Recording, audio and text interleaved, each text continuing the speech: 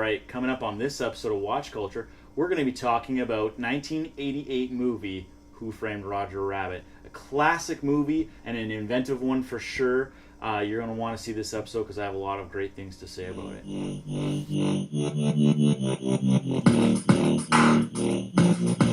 All right, we're back for another episode of Watch Culture, the show where we give you recommendations on movies you should watch. Today we're talking about 1988's Who Framed Roger Rabbit, directed by Robert Zemeckis, starring Bob Hoskins, featuring Charles Fleischer as Roger Rabbit, as well as Benny the Cab, Kathleen Turner voicing Jessica Rabbit, and Christopher Lloyd, as MF Doom, the judge. Sorry, not MF Doom. That's a musician. Anyway, Judge Doom.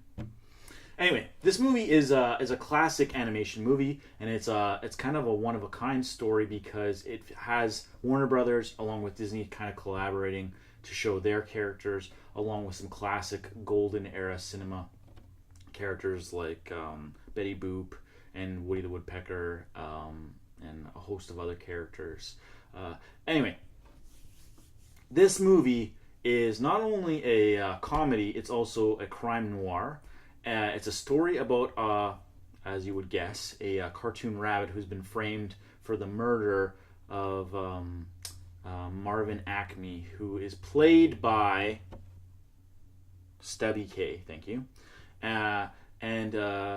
It effectively, what happens is Roger has been framed for the murder of Marvin Acme because his wife, Jessica Rabbit, has been like implicated with like playing patty cake, which is like a code for sex, I guess, in cartoon terms, and so they think that Roger Rabbit murdered Acme, but that's not true. Also, there's also this whole thing about like an overpass coming through and like getting rid of Toontown where all the Toons live, and so like movies and animated pictures are going to be like not having as many Toons in it anymore because all these conglomerates are working together to get rid of the railway system and get an overpass and a highway, and we don't know who's behind all this mechanization, but someone is trying to profit, and the Toons are going to suffer. So the Toons can't die normally, obviously, but what they can be killed by, and Judge Doom's figured out, is this thing he's called the dip, which is effectively turpentine, acetone, and benzene all combined together, which are all paint thinners. So it's kind of a neat little joke there. There's also, like I mentioned, Warner Brothers and Disney collaborating for the first and I think probably only time in their history. So you have scenes where, and this is something that was worked on the contracts that I read up on later, where Daffy Duck and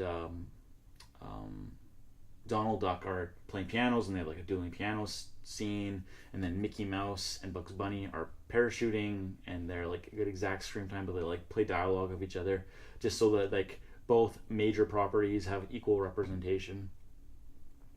There's lots of slapstick humor.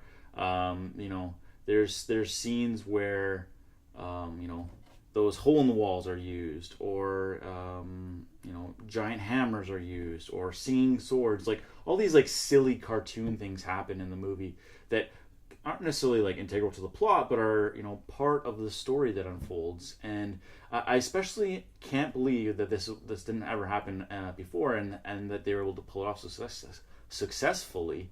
But all of the characters are like with the animated characters, and like the animated characters are like moving through shots and holding like real life objects, and that's something that had never happened before. And as a kid, I couldn't appreciate that, but as an adult looking back and watching the movie, I can see like, wow, this is a major landmark in animation history. And supposedly it kicked off the Disney animation renaissance of the 90s. So we saw Beauty and the Beast and Little Mermaid and Lion King and all that stuff like that. Those all came out of this Disney movie that was made by Touchstone, but wasn't really a Disney movie, but it is.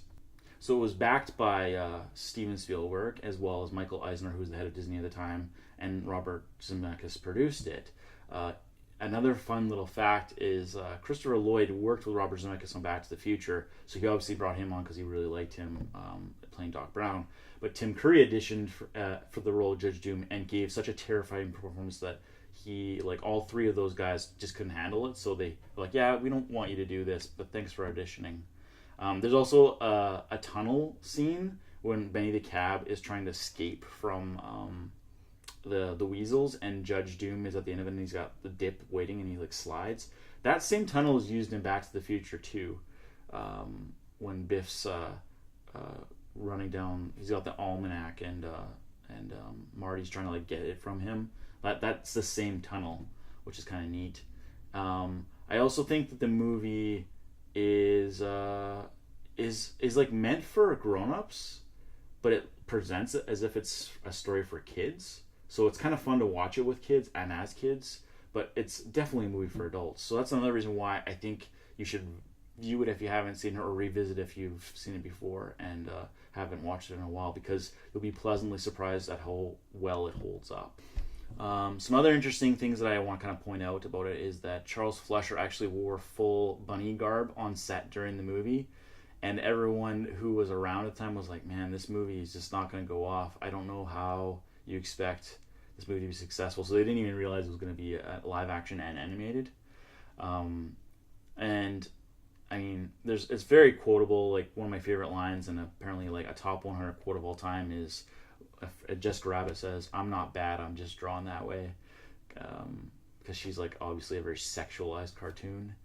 And there's tons of animated movies, live action animated movies that kind of pulled from it afterwards. So if you haven't seen Space Jam, or if you have, like, obviously it riffed off of this movie much later on.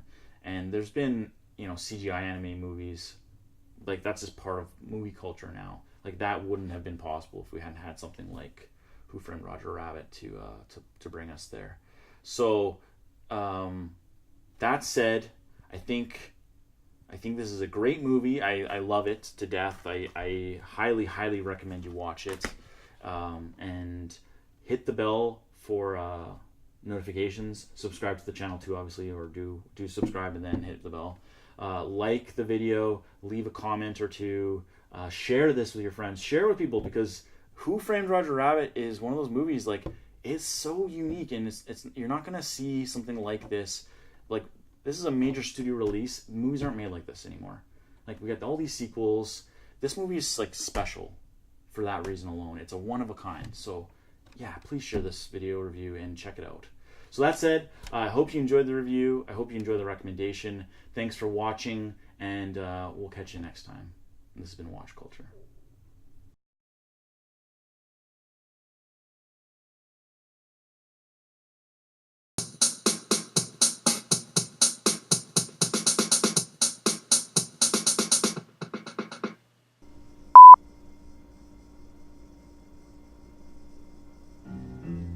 Quite a loony selection for a bunch of drunken reprobates. Okay, that's all I got. Da-da-da-da-da-da. Da-da-da-da-da-da. Da-da-da-da-da-da-da-da-da-da.